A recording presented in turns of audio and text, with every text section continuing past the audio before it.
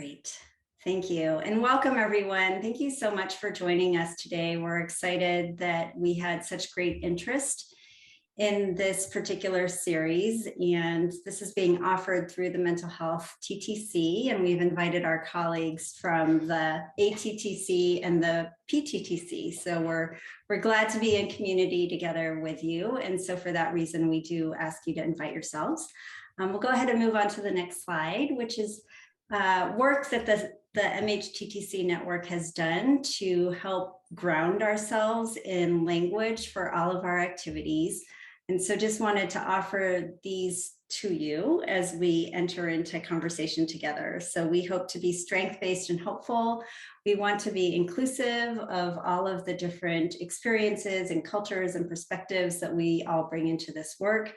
We are healing-centered and trauma responsive, so want to make sure that we're including those values into our work and recognizing that everyone is on their own journeys, especially in their equity journeys. And so just want to make sure that we're being free of labels, non-judgmental, respectful, and consistent with our actions. So thank you for being here. This is our slide for our introductions, and it's great to see everyone putting in their names, locations. It seems like we have a nice selection of colleagues who are representing all three of the different centers. We're gonna all be hungry after this. I know Oscar put in Maryland blue crabs. I think I have good memories of that. There's cheese, there's lentil chili, tacos, of course, from the Texas area, good hamburgers.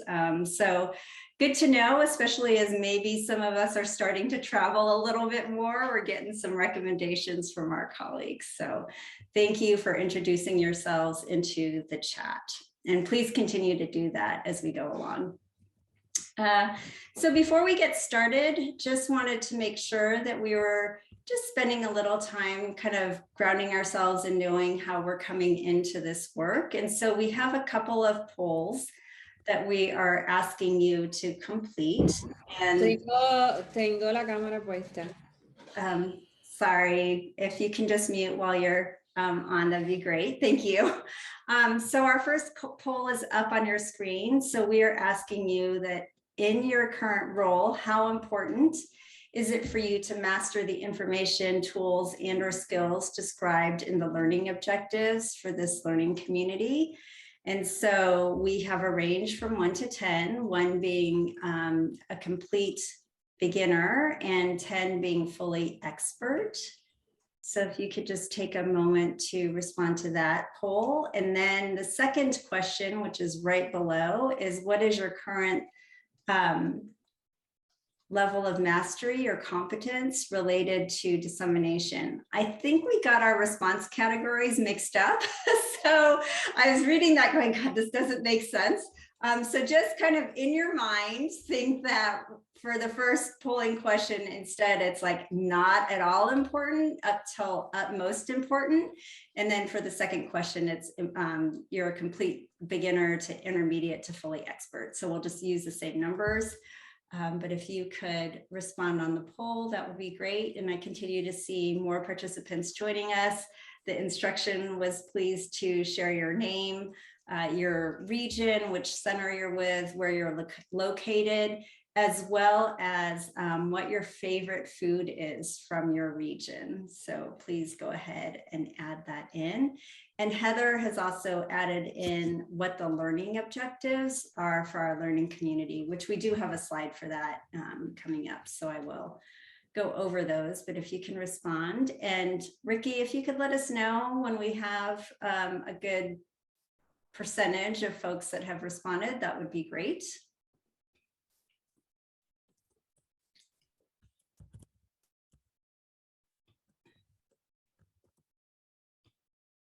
I'll give everybody 30 more seconds before we close the poll. Okay, thank you. And thanks for folks who are adding in their favorite foods. I see grits coming in from Georgia, made the right way though, and lobster in New England. So thank you everyone for sharing.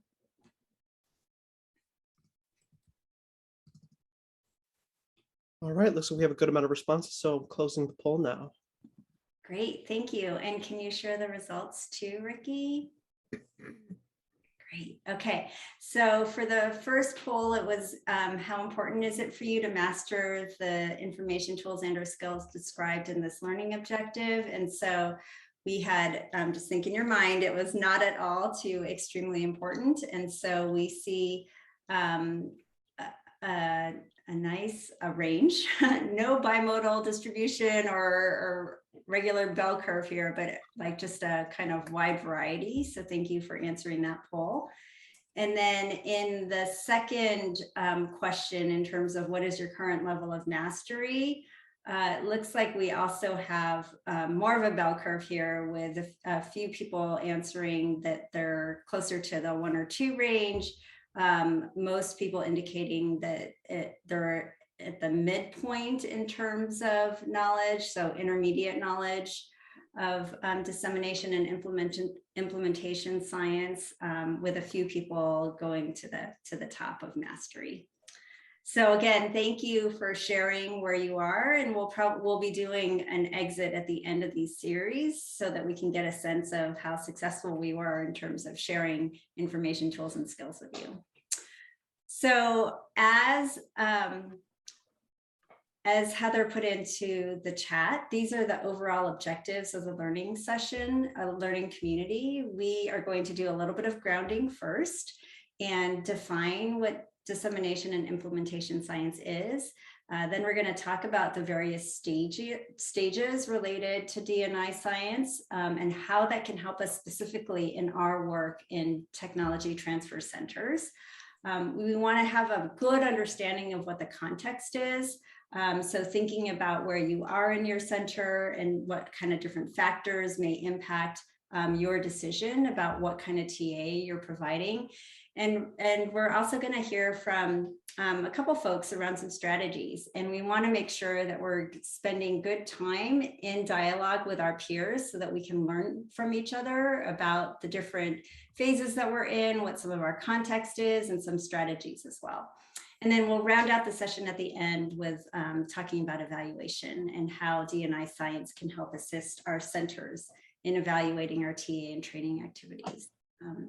So those are our objectives for the series, and I'm going to go ahead and pass it over to my co-presenter, John, who will talk a little bit about where we start with D&I Science and defining it. All right, great. Thank you, Rochelle.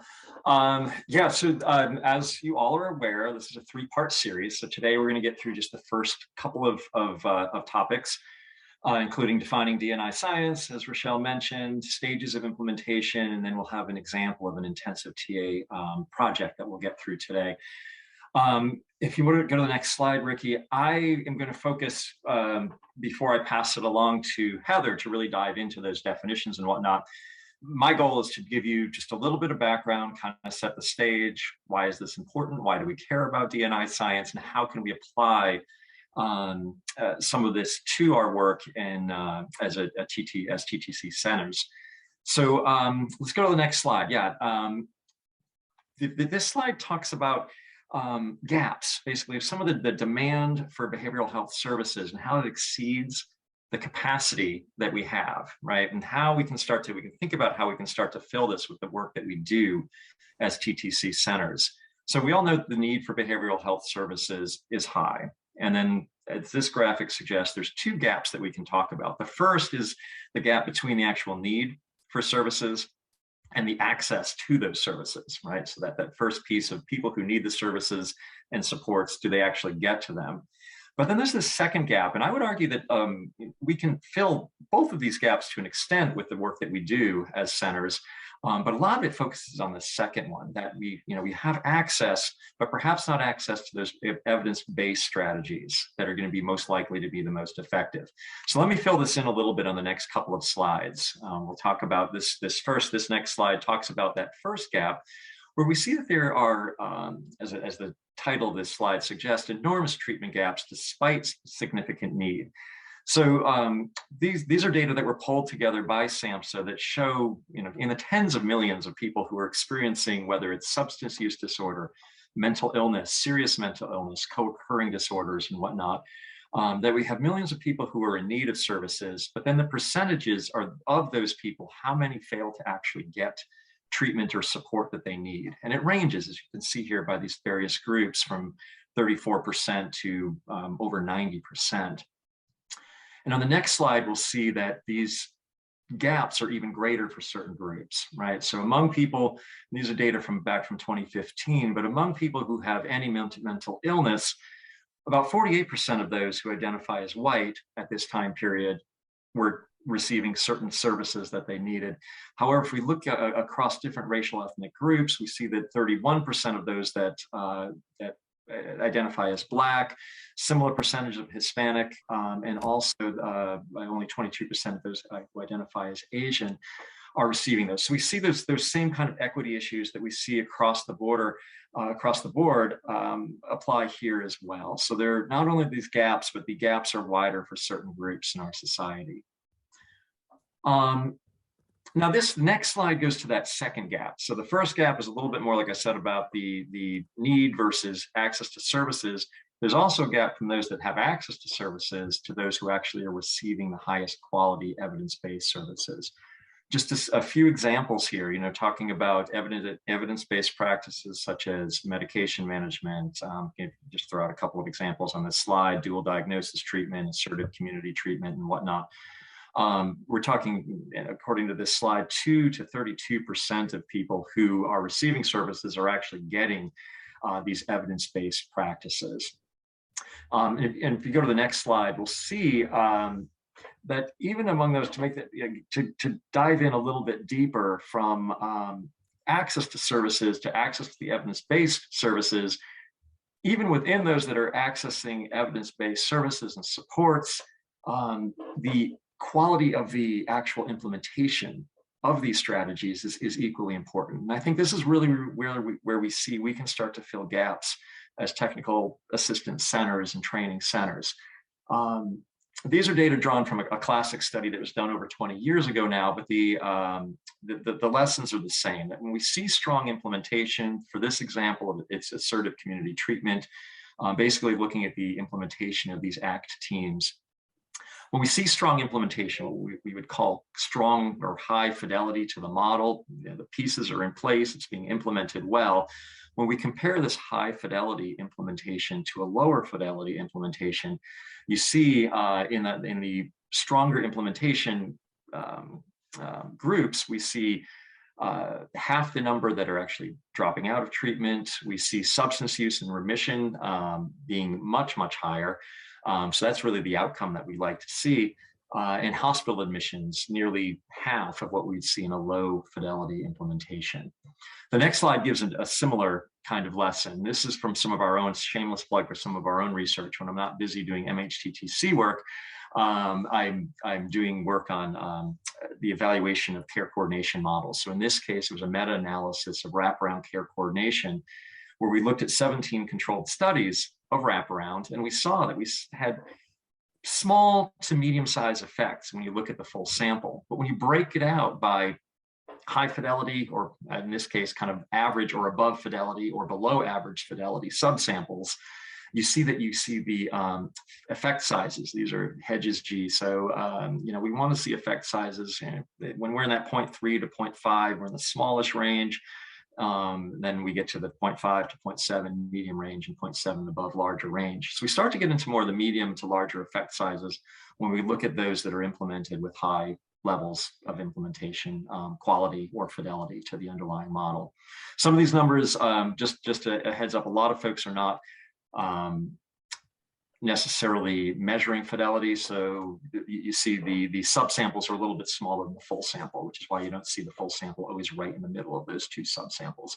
But the point here is that fidelity really does matter. And those are the kinds of things that we can really support through our training and technical assistance efforts.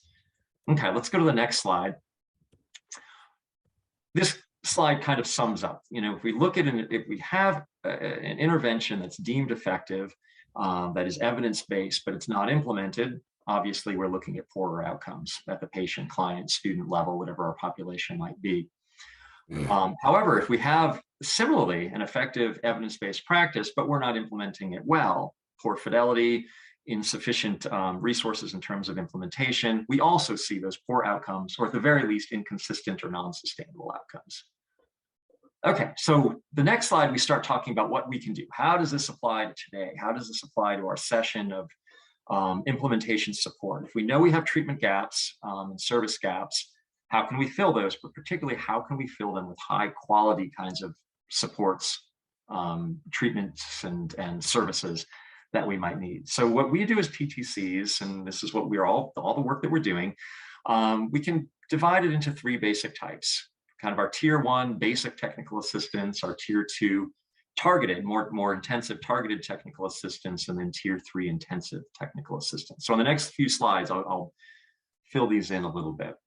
So basic training and TA can help increase knowledge. So by basic TA or training, what I mean are, mailings, fact sheets, webinars. We're doing a lot of webinars now, especially in light of the pandemic and needing to do more online kinds of approaches to reach our audiences, but conference sessions, seminars, lectures.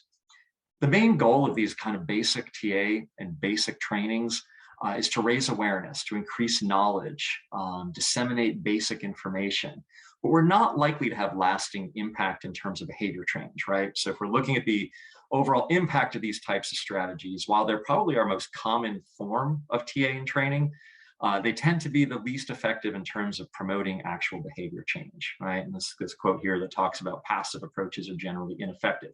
Doesn't mean they don't have some benefit. In our own data, we see some knowledge gains. So we look at these basic tier 1s and look at quiz data. We see that there isn't a bump from pre-test to post-test, right? But this kind of training alone isn't enough to really move the needle on implementation outcomes.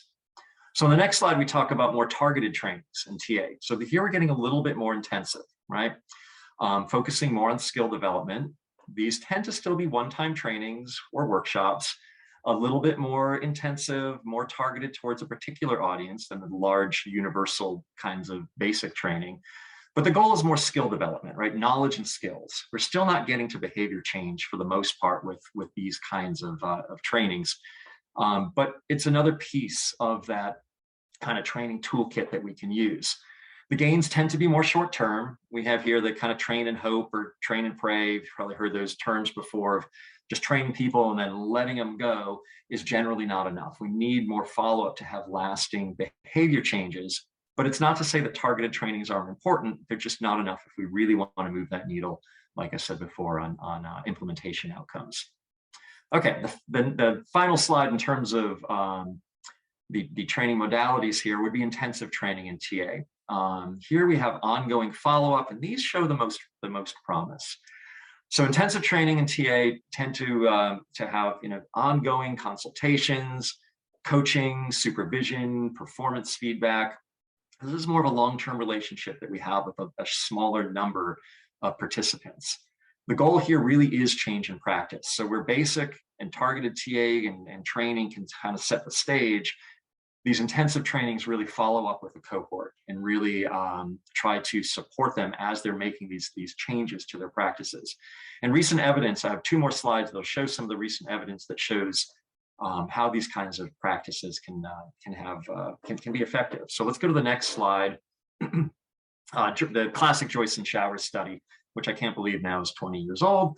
But it breaks down knowledge, skill demonstration, and actual use in their case in a classroom. So looking at behavior changes in the classroom in terms of implementation of evidence-based practices. When we do just theory and discussion, kind of basic TA, basic training, you'll get a little bump in knowledge, tiny bump in skill demonstration, but you're really not getting that behavior change. You go to more demonstrations, it bumps it up a little bit more. And it's really not till we get to that last category of coaching in the classroom, really working with teachers to get knowledge, skill, and actual implementation outcomes at a higher level. The next slide shows, it's kind of a shameless plug of some of our own research using MHTTC data in the Northwest region. For a lot of our trainings, especially during our first couple of years, we have post-event data where we would ask our participants to rate how they intend to use the information. So I just have a few examples here of collaborating with other organizations, what they're doing, what individuals who participate in the trainings are doing to address problems or needs, how they're understanding needs. And we see, again, that the response scale here actually goes to a 3.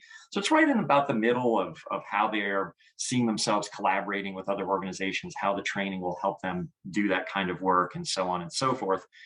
If we come back at them 4 to 6 weeks later at follow-up, we see there's a drop-off, right? There were good intentions to use that information, but then it drops off and people don't always follow up and actually use the information the way they intended. However, the third bar is for those that actually received follow-up training or follow-up consultation following the initial training. And we see that drop-off entirely disappears. So those individuals who actually get increased support following the training are more likely to actually follow through on their intentions, in this case, to collaborate, to use, to address problems and those kinds of things. So again, it just kind of drives home the point that while the basic TA, more targeted TA are important to set the stage, if we really are getting serious about doing the implementation work, we really need to get into the more intensive ongoing trainings with those follow-ups and follow-up support and coaching to avoid those, as we saw here, the drop-offs, or in the previous slide, to really get to those changes in, like I said, in that case, it was the classroom or whatever setting it is that we're working within to promote those changes. So I'm going to pause here and pass it over to Scott, who's going to lead us through kind of our first group reflection before we jump fully into the topics for today. Great, thank you, Jonathan, very much. Welcome, everybody. So we want to do real quick, kind of a rapid cycle reflection, get you all talking with each other a little bit. So in a minute, Ricky's going to send us into breakout rooms of about 5 to 6 people each. And if you would, right away, if somebody would be willing to volunteer to be the leader timekeeper, and your job is to just go round robin with everybody to make sure everyone has a chance to share. And if you're in a breakout room and you don't feel like sharing, pass is an acceptable answer. And then also identify someone who could be the report out person. When we come back, I'd like 2 or 3 folks to just kind of share what you heard, and that'll be the job of the report out person. So when you go into breakout rooms, here's the 2 questions we want you to talk about. One, just introduce yourself, your name, role, network, and center.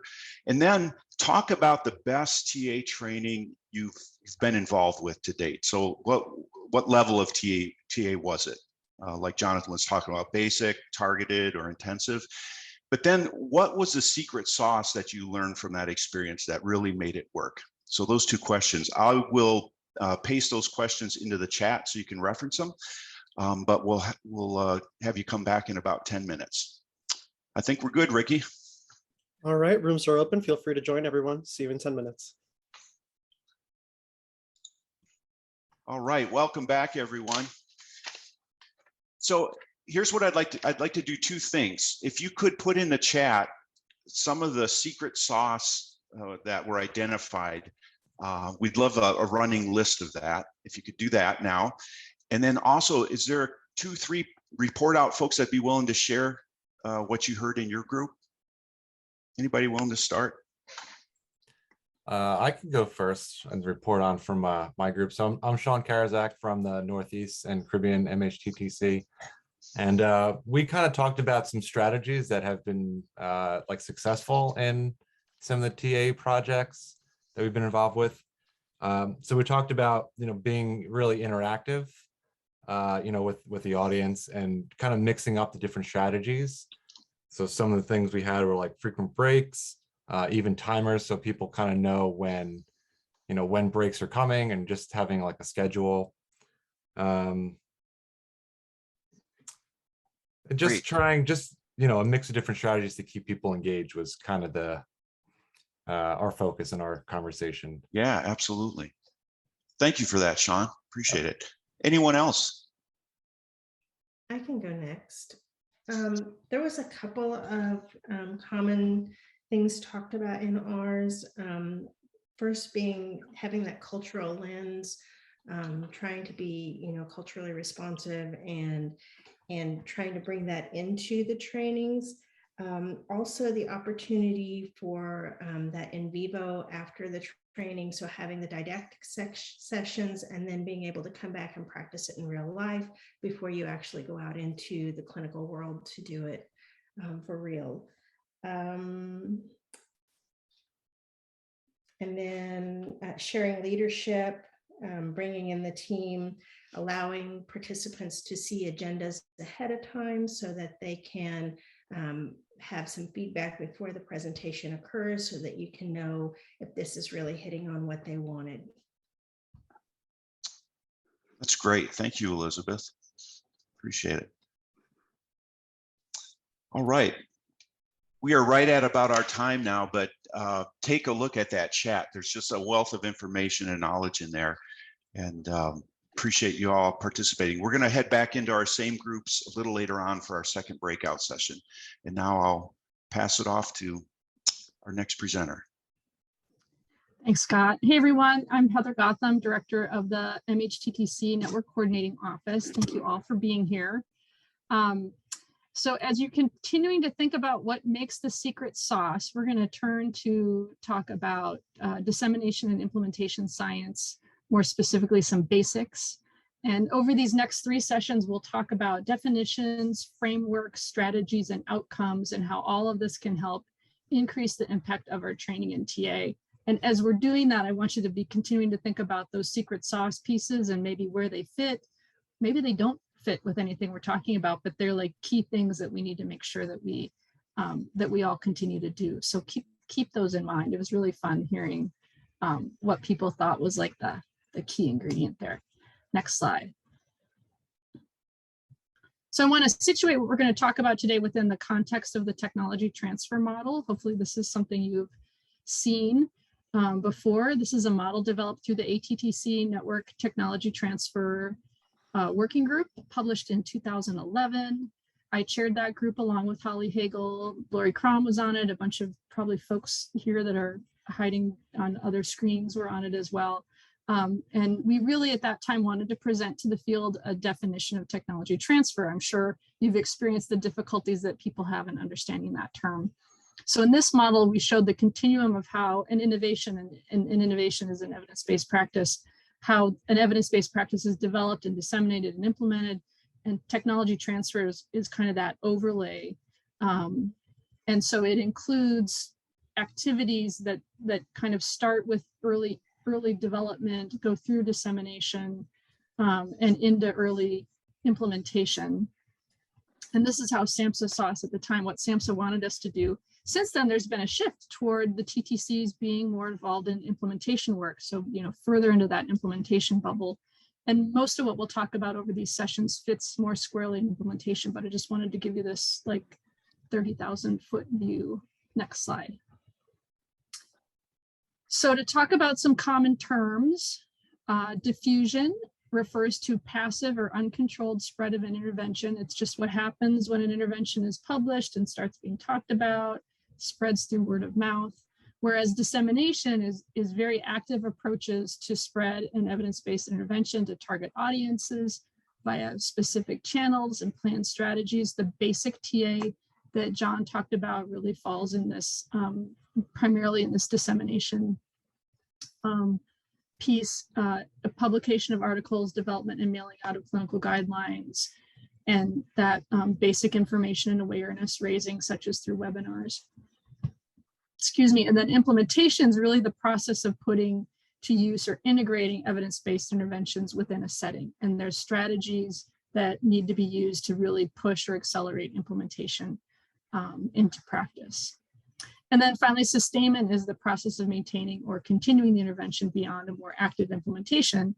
We know that even after a new innovation has been used in clinical practice, it still needs care and feeding resources in order to keep clinicians using it. So just to be clear on terms, the next slide has 2 more terms.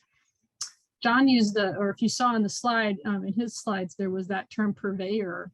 We as purveyors, the TTCs as purveyors. So I wanted to clarify that. A TA purveyor or an intermediary purveyor organization, that's us. That's us. We are the organizations that disseminate EVPs. We train people to provide them. We provide implementation support. So if you hear purveyor, that's what that's about. And then implementation strategy.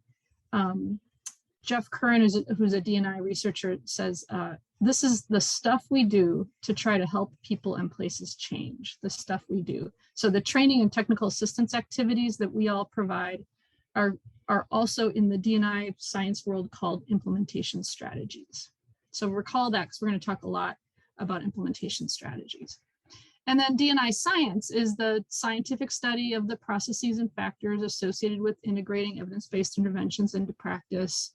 And over time, how do you keep things going? So the sustainment piece that we just talked about. Next slide. D&I Science is a relatively new science. It draws on research over many fields. The first work was done in the 1930s and 40s in Iowa. Shout out to all of our Iowa colleagues, related to the diffusion of hybrid seed corn. So literally research in the field about how to get folks to use a new, different kind of seed corn. It's important to understand that D&I science isn't the same as process or quality improvement or improvement science, although they're related. Improvement science is really aimed at quality, safety, and value, more often aimed at those. Implementation science looks at the uptake and use of evidence-based interventions. And I really appreciate how our University of Wisconsin folks, Great Lakes folks, blend the two and really use both the D&I science and the quality improvement pieces together. So they're related but separate. And the graphic here, oops, pop back, I had to take a breath. The graphic here is called the adoption curve. And this was popularized by Everett Rogers, one of those researchers in the field, in the fields of Iowa. And he developed this curve to show that with any innovation, at the beginning, there's some early adopters. And then the innovation becomes more and more popular as more people adopt it, up to the point kind of that where it flattens out. And then you have the laggards. They're called the people who are the last people to choose to adopt an innovation. So a little bit of D&I science trivia there. Next slide. So as I said, implementation science, although it has roots in the 30s and 40s, really has kind of exploded in the past 30 years or so. So it's still kind of considered a new or emerging discipline. Over the next 3 sessions, we're going to talk about some of the different types of frameworks or concepts in D&I science that can, again, help us all focused on how can we do what we do and do it better. We're going to talk about stages today. And then next time we'll talk about the context for implementation, including how do you engage providers in the work we do, barriers and facilitators. We'll talk about implementation strategies. And then in the last session, talk about evaluation and kind of tie it all together. Next slide. So let's talk about implementation stages. Every change process, regardless of, is it like whatever the change is, a health change that you do personally or a change in a healthcare setting, can be thought of in stages, from exploring the options through fully implementing the change and then being able to sustain it. And we know how hard change is. So sometimes thinking about an implementation project in stages, just like you would think about other projects and chunk them down. If we think about implementation in stages can really help structure your planning as a center. How are we going to break this process down into stages, but also how you can help manage the expectations of participants and leadership. And there's a few stage models in D&I science. Like I said, D&I science is full of models. They're all, probably pretty good. There's not a lot of evidence for any one particular being better than any one other. So 2 that are popular right now anyway are the EPIS and the stages of implementation. And the next slide, we're going to talk more specifically about the EPIS model that Greg Ahrens and colleagues developed. It has 4 stages. Some of them have 6 stages. Some of them have 7. Again, they're all kind of the same. And I'm going to talk through in the next few slides the EPIS stages with reference to an implementation project that I helped manage when I was transitioning to the ATTC network. I was there with the ATTCs for about 10 years before moving over to the MHTTCs. But around 2007, I helped the state of Missouri implement a standardized assessment across 15 of their adolescent addiction treatment programs. So let's walk through the 4 stages now, and I'll give you just a little peek at how it each of the stages went with this particular process. So exploration has to do with the awareness of patient, consumer, community need or a change in practice. And it includes the decision to adopt a new practice. So for this implementation project, the exploration process started in 2002. So it was a very long implementation with a SAMHSA-funded adolescent addiction system of care grant. So there was grant funding that came into the state. At the time, the 15 adolescent addiction programs were using a homegrown brief rating scale. It was really easy. It was not standardized. You could do it in just a couple minutes. And the Department of Mental Health at the state level wanted providers to use an evidence-based assessment that could lead to diagnosis that was, more rigorous. And a few of the providers wanted to do that as well, but most wanted to keep the rating scale. So with the SAMHSA grant, one of the providers started using the GAIN, if you're familiar with that. It's a standardized evidence-based clinical assessment. And over the next 2 years, the program director from that program that implemented the GAIN as an early adopter just updated the statewide provider group that met every month, updated the group on how it was going. She talked about their progress, answered questions and concerns about how long the assessment was, presented data about whether clients would lie using this new way versus the way they'd always done it, generally building consensus. And this process ended with the decision to adopt the GAIN across the state. Next slide. So preparation is about what are the tasks that you need to do in order to get ready to implement the new practice, staff training, changing protocols and policies. The preparation process for the GAIN included training the staff at each of the programs to competency, as well as consultation and coaching of the provider agencies and the state staff on the implementation. So with the GAIN, you could upload data into a state level reporting system, another reason why the state really wanted to use this particular assessment. And so they changed state policies and procedures regarding the time frame of when folks had to complete the GAIN, requirements for how to implement it. They revised billing policies that gave folks more money for each GAIN assessment because they knew it took longer than the previous one. And they also were able to decide which particular items on the GAIN were going to be used across the state. So taking a really long assessment and making it kind of right-sized for what Missouri needed. Next slide. In the implementation stage, you're really beginning to provide or use the new practice. In Fixon and Blasi's model, stage model, they break implementation down into initial and full phases, which I think is pretty cool because that initial implementation phase, it never goes well. Like you can think about this yourselves, right? Have you ever been part of an implementation of a new practice that went really swimmingly at the beginning? Usually it doesn't, right? So I call that the awkward teenager phase, when you're everyone's falling over themselves. They can't walk and talk at the same time. The patients hate it, the providers hate it. It's just not going well. And you just kind of got to get through it. And then everyone blossoms and it goes really well after that. So the same thing happened more or less with the GAIN, where people needed more time to do the training. They needed more time to fully install the state level reporting system. So they were given more time. People were still complaining about the length of the assessment. It's too long. We have to shorten it. Can't we please shorten it? And the TA purveyor at the time said, let's just wait, just hang with us till we get to full implementation. And then you'll see it'll go better. And then we'll meet. And Karen Blasi says, first do it right and then do it differently. And that's what she's talking about. Let's get through the initial implementation. And then if there are problems or bugs, we can adapt or fix it, but let's get through it. And so that's what we did with this. And by the time we got it to full implementation and met with the providers, okay, what are your concerns? What items do you want to cut? They were like, oh no, it's really great. We love the clinical information we're getting. So they didn't want to cut it. So implementation. Next slide. And then sustainment is, like we've talked about already, maintenance of the practice over time.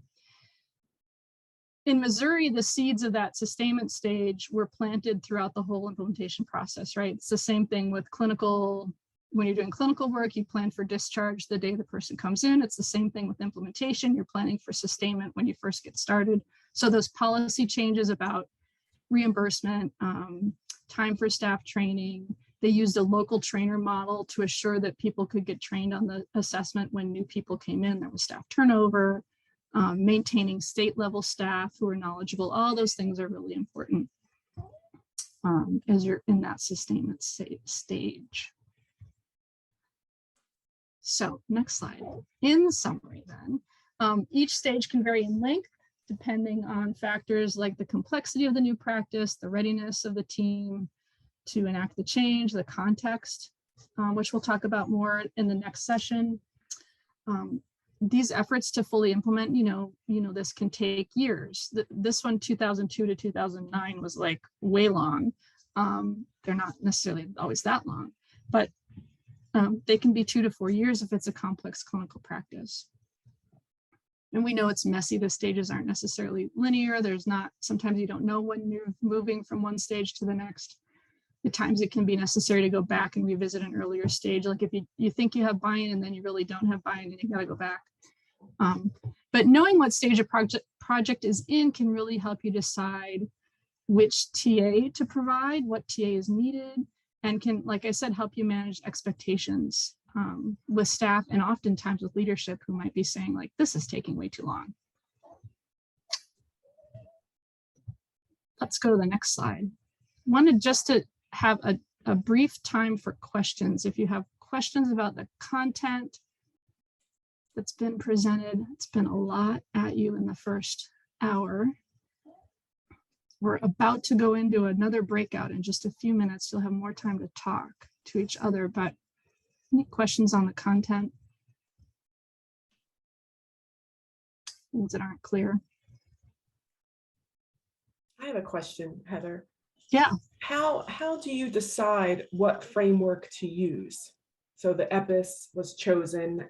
How was that decision made? Yeah, that's a good question.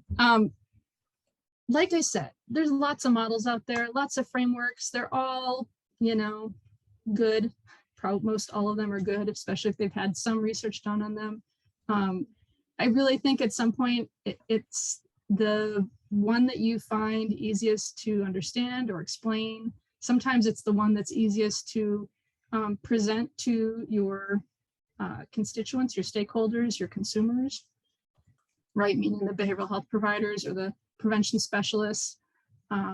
So throughout these sessions, we'll give you some clues about what are some of the different frameworks. We're not necessarily saying you should use this one or that one in particular. So I really think it's finding one that fits, and that I think feels different for different people. Thank you. Okay, why don't we go to the next slide, and I'm going to briefly introduce Joni, who just spoke. So she is an assistant professor with the Department of Psychiatric Rehabilitation and Counseling Professions at Rutgers University, and she's a project associate with our Northeast and Caribbean MHTTC, where she provides training and TA and implementation support to behavioral health and vocational providers in the areas of psychiatric rehabilitation and supported employment services. And we've specifically asked Joni to come and talk throughout these next 3 sessions about an intensive TA project that she and the Northeast and Caribbean team engaged in, and she's going to give us snippets of the project over time to fit with the content that we're talking about. So she's going to just give us this teaser right now of the beginning of the project, and then we'll hear more later from her as we go through. Thanks. Great. Thank you, Heather. So the motivational interviewing intensive technical assistance project was really conceived out of discussions with providers that we've worked with. Our MHTTC provided a lot of training, even targeted TA around motivational interviewing in a variety of different disciplines, including employment, education, housing, case management, counseling, and others. We were providing this level of motivational interviewing, and during that, we were also assessing the need. In almost every training, many providers, leaders, administrators always point to the fact that it never really sticks. It's just this one training or one-off series of trainings. There's never really a plan to implement motivational interviewing within their settings. So we received several requests from providers in our region, and these initial discussions regarding the need to implement and sustain motivational interviewing within their organizations with not just direct service providers, but with all levels of staff, including administrators, supervisors, and direct service providers. Both providers and leaders expressed not just the need for this training, but also the tools and the resources to implement and sustain MI within their organizations. Also, as educators within Rutgers School of Health Professions and the Department of Psychiatric Rehabilitation and Counseling Professions, and trainers within the behavioral health and psych rehab fields, we observed that this was a skill area gap that many providers had, and it needed to be addressed. And the decision for it to be addressed in a more long-term project was to have a more intensive technical assistance project. Our target audience, if we want to look at the who and the where, included behavioral health care providers who primarily worked in residential services, a partial care setting, assertive community treatment, outpatient services. The organizations included large ones with multiple types of behavioral health programs and services offered, in addition to one smaller organization that provided fewer services, including partial care and outpatient. The organizations we worked with, our target organizations, were from rural, suburban, and urban areas throughout New York and New Jersey, and there were a variety of disciplines represented, including social workers, counselors, psychiatric rehabilitation practitioners. The roles ranged from direct service staff, case managers, counselors, all the way through clinical supervisors and administrators. So we worked with 4 levels of staff. Our target audience really included those 4 levels of an organization. We worked with the goal was to work with multiple individuals and teams from multiple organizations so that there would be an opportunity for people to share within team and also with other organizations to get kind of the full experience and understanding of how their peers are implementing MI. So I don't want to go into the application process or the recruitment process, and my director, Ann Murphy, is on. I don't know, Ann, if you have anything to include in terms of our rationale, in addition to the who and where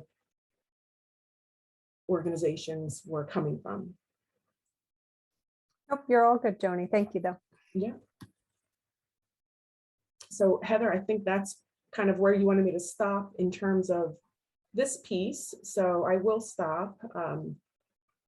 Just to, again, summarize, the rationale really came from discussions, observations with staff, really recognizing that there was a need in our region and outside of our region for a more intensive motivational interviewing initiative.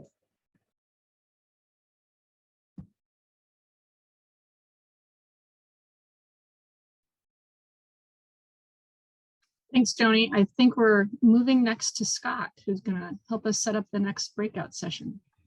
Great. Thank you, Heather. Thank you, Joni. So we're all going to head back into our same breakout rooms, and I would like the group to talk about these 3 questions. What stage do you think Joni's project is in, as per how she described it? And then what are the implications for how you would move forward with this project, and what might you do differently depending on implementation stage where they're at? I'll put those questions in the chat again as a reference, and we'll have another 10 minutes. So leader, if you keep track of the time, and then the report out person, keep a summary, and I think we'll have time for maybe 1 or 2 people to share when we get back. All right, we'll see you in 10 minutes. Would anybody be willing to share the conversation, kind of a summary that happened in your breakout around these 3 questions?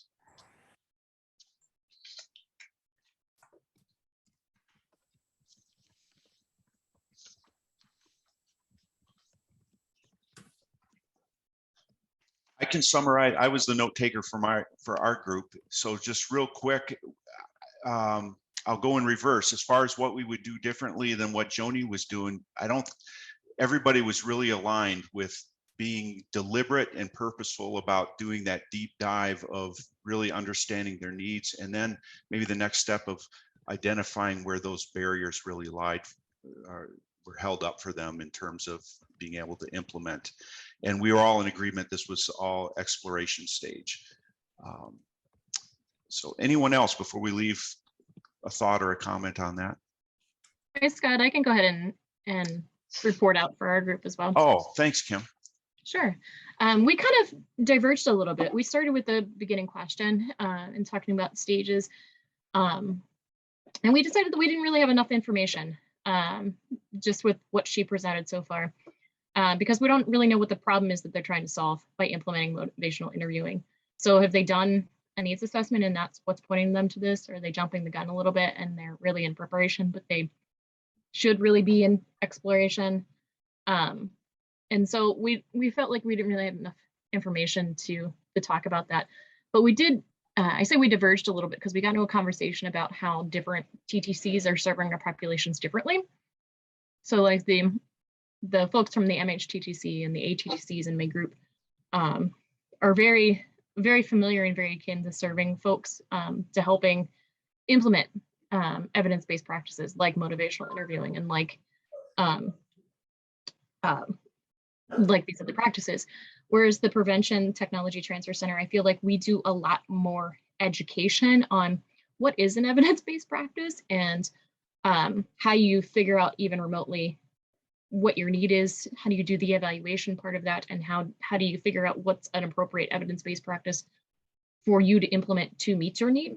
We do a lot more of that preparation kind of conversation having with our group, because I feel like prevention is a lot younger than treatment recovery and in its thinking and as a field in general. But also because their prevention field does range so widely and who participates in it. So from drug-free communities and coalitions to, you know, your teachers and your school nurses and your ER nurses and your doctors and the politician that's pushing policy forward. Everybody's in prevention, but their roles look very different. So figuring out what an evidence-based practice is that fits that is hard. That's a really good point. You know, the lens you look through makes a difference on how you approach it. That's really good. Joni, do you want to share a little bit about where you all landed around these questions with your project? Sure. I mean, do you want me to kind of go into the additional pieces that we did? We visited organizations. We met with, we had an application process. I just don't want to go into too much. That No. we were planning to. Yes. Were we right with the exploration yes, it stage? is absolutely exploration. Okay. And that was, again, based on feedback from providers, feedback from administrators throughout some of the training sessions. We would get a lot of that feedback, a lot of the feedback on our evaluations that we would provide kind of said more training on motivational interviewing. So although there wasn't a formal needs assessment in that moment, kind of this was based more on our observations and discussions with individuals. And then it kind of progressed into more detailed discussions as we kind of began reaching out to specific organizations in our application and recruitment process. Great. Well, we'll look forward to the next chapter in the story here as we go along. Yeah, All right. I think it's really interesting, the perspectives we've had that we've just talked about in terms of it feels like maybe we could say this. I'll say it and then we can think about it. Maybe it's true or not, but it feels like the PTTCs might spend more time in the exploration phase. I feel like in the MHTTCs and in my work in the ATTCs, we often, just always were given like, I have a request for DBT training, or the state says we want to implement this, or, and they're telling us what they want. And so the exploration stage, like, we're like, wait a minute, we missed that whole part. So I would love it if an agency or a state or someone, came to us and said, we're realizing that our, patients with co-occurring mental health and substance use disorders aren't doing very well. There, I think we need to make a change in our treatment. Help us figure out what that could be. Or, we recognize that we're not engaging our African-American clients in as well as we're engaging other clients, or whatever the issue is, right? That I wish people would come to us earlier and allow us to help them with that exploration piece, because we know, just like with any change, right, process, if you don't do the groundwork in that exploration phase, then once you get to preparation, you'll know people won't want to do it, or they'll want to do something different, or it'll be chaos, and you might have to go back and do that rebuilding of the buy-in and the other kind of pieces that really should go along with that exploration stage. So I really appreciated that perspective from the PTTCs. Other thoughts people have about the stages? What was presented today? My thought was less about the stages and just more about like, regardless of what stage you're in the model, like still planning and thinking about sustainability, and particularly fidelity with motivational interviewing, because we talked about in our group, many people think they're doing motivational interviewing, but they're actually not doing it to fidelity. And it's a lot of work that goes into scaling up a true, motivational interviewing practice and doing it to fidelity, and either coding or, having a system in place to keep track of that. That's a great point. And that's another piece of exploration too, right? Is to help folks think through, like, here's what would be involved if you really wanted to implement MI, or, whatever the practice is. Here's what's really involved. Are you ready to commit to that? Which is part of what we'll talk about next time when we start talking about engagement. So thanks for the comments in the chat too. Those are looking juicy.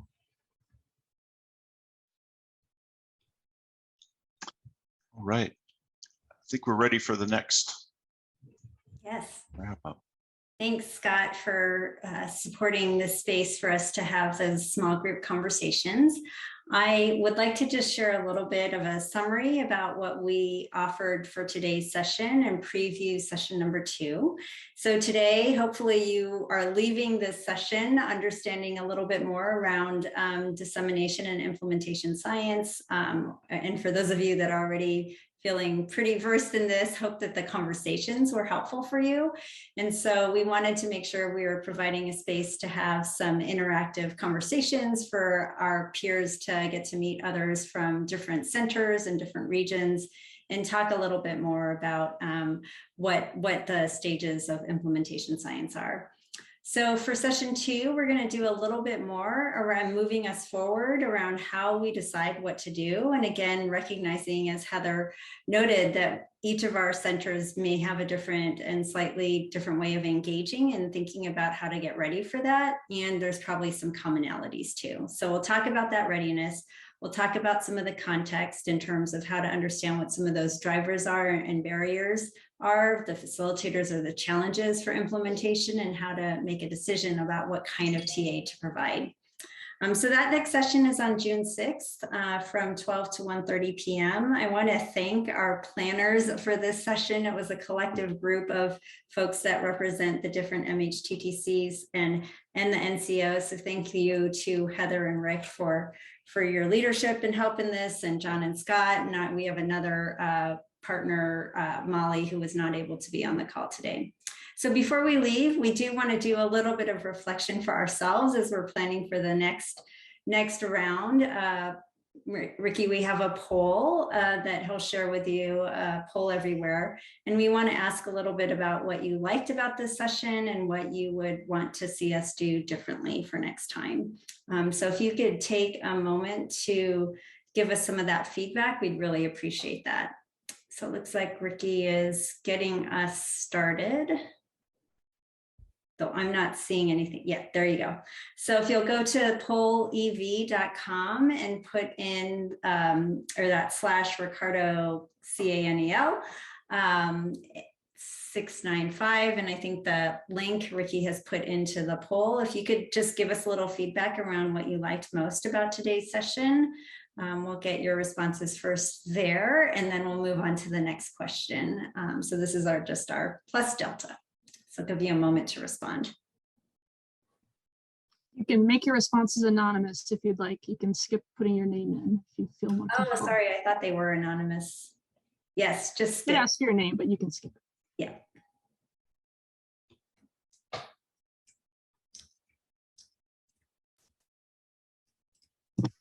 Great. So feedback around the breakout sessions being useful, talking with the group, liked having the same groups for both breakout sessions, the mix of speakers who are engaged, thank you, and the small groups. Okay, so keep those coming.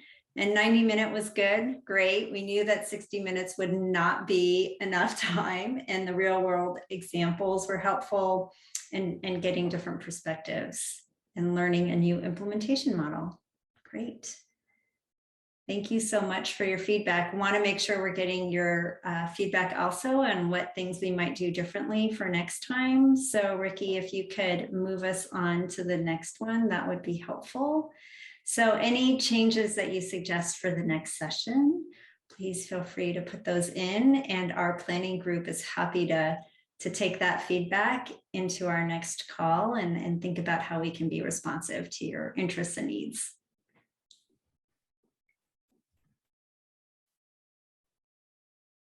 Okay, and I was just going to say, if there's nothing that you want to suggest, that's fine. So no change is fine. There is a suggestion to maybe have slightly bigger small group breakouts. So we can definitely take a look at that. And, you know, there's always a little bit going on the back end. So appreciate Ricky creating the breakout groups. Having the slides as a handout, we can certainly look into that and see if we can do that. There was a lot of information shared as well. All right. Some challenges in translating the examples and the information for the prevention field, and more comments around having the slides. All right, so if we can keep this open for a little while, I know many of you are probably going on to your next calls, and we do want to give you a couple minutes in between. So the poll will stay open. So if you have additional thoughts, please feel free to pop those in before you move on. And thank you again, everyone, for being in the space with us today. We look forward to our next session with you.